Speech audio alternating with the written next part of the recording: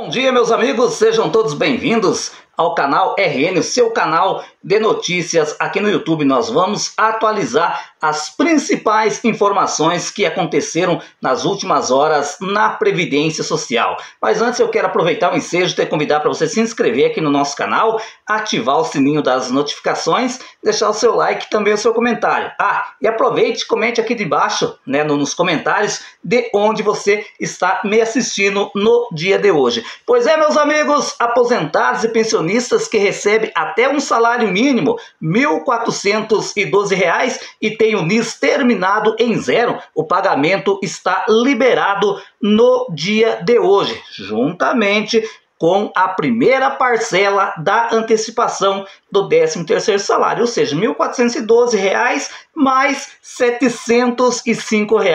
É importante ressaltar que no dia de hoje também está sendo efetuado o pagamento do BPC-Loas para os beneficiários, tanto para os idosos quanto aos portadores de deficiência que têm o NIS terminado em zero. É importante ressaltar que hoje é o último dia de pagamento relativo ao calendário do mês de abril, mas também tem pagamento para aqueles nossos amigos que recebem acima do salário mínimo até o teto. Os pagamentos encerram-se no dia de hoje e serão retomados já no próximo dia 24 de maio, A partir do dia 24 de maio, aí será pago a segunda parcela da antecipação do 13º salário. Só que é importante ressaltar, aí vem com um pequeno desconto referente ao imposto de renda. O governo não perdoa nada, meus amigos? Olha, gente, eu quero trazer uma informação, talvez foi uma das informações, um dos assuntos mais comentados em grupos de aposentados, em grupos de criadores de conteúdo, a qual a gente faz parte, foi essa questão dessa proposta de desvincular o pagamento das aposentadorias, pensões e BPC-Loas da política de aumento real do salário mínimo. Conta com a forte oposição por parte de algumas áreas do governo do presidente Lula, Embora a ideia tenha sido externada pela ministra do Planejamento, a Simone Tebet, do MDB, a avaliação da cúpula do PT é de que Haddad terceirizou a notícia e lançou a maldade no ar como uma espécie de balão de ensaio para medir o impacto na população. Olha, gente, a ministra do Planejamento, ela deu uma entrevista, se não me falha a memória, para o jornal Valor Econômico, onde ela sugere, ela vai levar essa proposta para o presidente Lula para desvincular o aumento da aposentadoria, das pensões e do PPC-Loas do salário mínimo. César, mas na prática isso quer dizer o quê? Sabe o que quer dizer, meu amigo? Todos os anos, em janeiro, entra em vigor o novo salário mínimo. Não é assim que funciona. O governo vai dar 6% de reajuste. Aí, nesse caso, quem queria receber esse novo valor do salário mínimo aprovado pelo Congresso Nacional e o governo federal? Seria apenas os trabalhadores, aqueles que estão na ativa. Aí os aposentados, aí o pensionista e o pessoal do BPC receberia um reajuste, digamos assim, conforme o governo quisesse, e não teria mais a valorização do salário mínimo como foi retomado novamente pelo presidente Lula. Ou seja, em vez de nós progredir, nós íamos regredir, isso ia valer para o BPC, para a aposentadoria, para a pensão, para outros benefícios sociais do governo federal. Gente, é importante deixar claro aqui,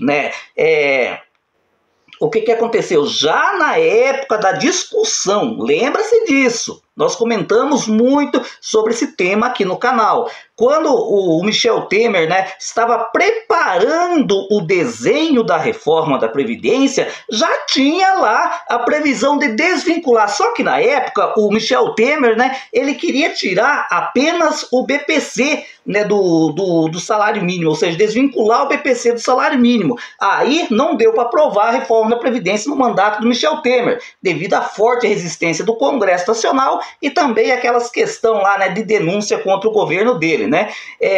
Quando o Bolsonaro assumiu o governo, que também retomou as discussões da reforma da Previdência, que foi aprovado em 2019 ainda, o que aconteceu?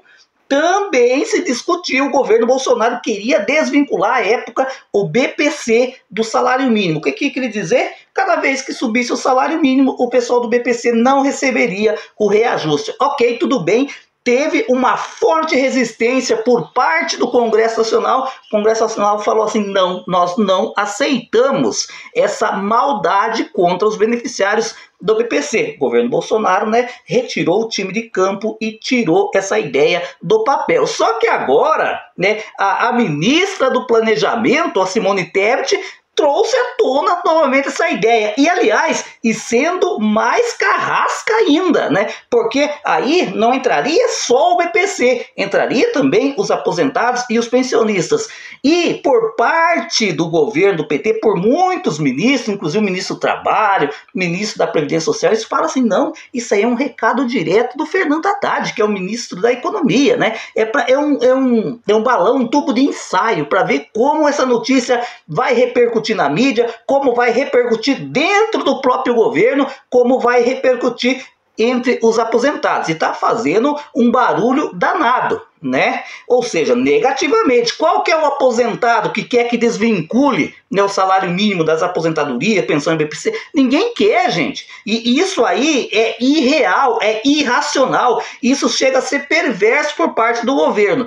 Eu acredito, né, que o presidente Lula não vai aceitar tal maldade. E, inclusive, várias autoridades, inclusive a presidenta do PT, a Gleice Hoffmann, aqui do estado do Paraná, ela já veio a público e falou assim, não faz sentido nenhum. A gente lutou a vida inteira pela valorização do salário mínimo, agora vai desvincular as aposentadorias do salário mínimo, não faz sentido, né? E também, gente, olha só, alguns ministros do governo, né, se posicionaram contra isso. O ministro do Trabalho, o Luiz Marinho, ele disse assim, sou totalmente contra a proposta que acho absurda, disse o ministro do Trabalho. Se é para apresentar uma proposta dessas, vamos logo acabar com a política de valorização permanente do salário mínimo, ou seja, totalmente o ministro, né, do Trabalho, o Marinho, né, Luiz Marinho, ele já falou, ele veio a público, né, ele é contra. E o ministro da Previdência Social, também o Carlos Lupe, ele também disse que é totalmente contra. Isso é tirar a renda da parte mais pobre da população, constatou, né, o Lupe, e eu lutarei contra. Ou seja, gente, é uma medida, né, que a Simone Tebet está tentando emplacar juntamente com o Fernando Haddad, né, que todo mundo do próprio governo do PT sabe que por trás, né, dessa notícia ventilada na mídia pela Simone Tebet, tem o Fernando Haddad por trás, porque estão correndo atrás do déficit zero, ainda mais depois de algumas informações que estão chegando aí, que em 2051, por exemplo, né, vai ter mais aposentados do que pessoas trabalhando, e o governo, né, parte do governo está preocupado quanto a isso. Agora, gente, eu falar bem a verdade para vocês, eu não estranho, né, essas declarações feitas por parte da ministra lá, a Simone Tebet. Por quê? Quem conhece a política como eu conheço, como você que está aí do outro lado conhece, sabe muito bem. Ela votou favorável ao primeiro pente fino lá no mandato do Michel Temer. Todo mundo se lembra disso. Simone Tebet foi favorável ao primeiro pente fino, tá? Ok? Tudo bem. Vocês lembram que uma das primeiras medidas como governo do presidente Bolsonaro foi criar uma medida provisória que depois foi convertida na lei 13.846, que criou o pente fino. Sabe como votou a Simone Tebet? Favorável também ao pente fino na gestão do Bolsonaro.